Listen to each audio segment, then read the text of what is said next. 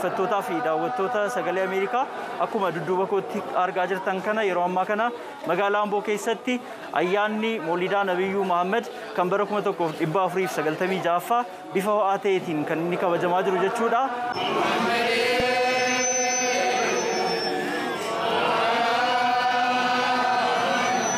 Ayyaana kana ilaalchisuudhaan jiraattootni magaalaa Amboo amantii musliimaa hordofan ayyaanicha haala ittiin kabajan ilaalchisee wanta jedhan qabu akka taanutti kan isiniif dhiyeessinu ta'a. Maqaan kiyya Abdusamad Saaleen jedhama. Jireenyi koo magaaluma kana keessattidha. Mawliidni egaa akkuma ka'umsa isaati mawliida jechuun dhaloota jechuudha.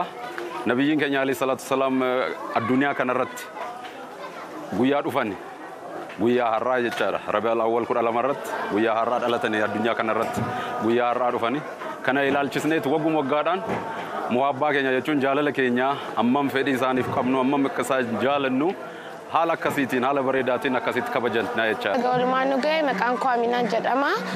Magaalaa Ambootti ayyaanni Moolidaa kabajamaa kan jiru haala bareedaa fi haala ho'aa kan ta'etti kabajamaa jira. Namni hunduu gammadee jira. Abbootiin haadholiin kana malee dargaggoon illee jechuudha.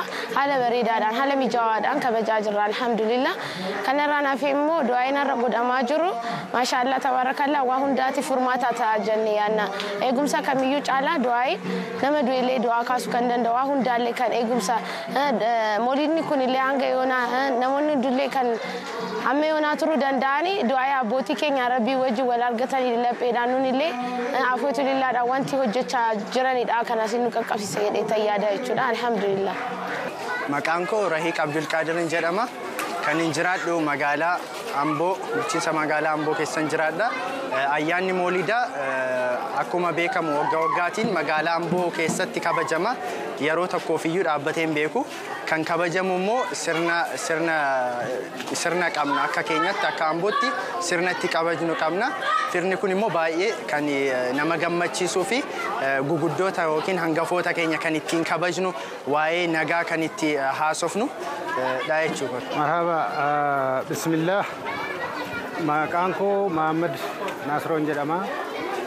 Walitti qabaa koree mana maree boordii magaalaa Ambooti kan musliimaa jechuudha. Nabiyyaachin sallallahu alaihi wasallam nabiyyiin keenya yeroo asitti ergaman yeroo dhalatanis ummata kanaatiif malee ummata musliimaa qofaatiif miti. Isaanis kan labsaa turan. Haalli isaanis nageenya tokkummaadha. Namni hundumtuu nagaa akka argatu, namni hundumtuu akka wal jaallatu, namni hundumtuu akka waliin jiraatu barsiisaati kan turan. Kanarraa ka'ee magaalaa Ambootti har'a haala ho'aatiin keessumaa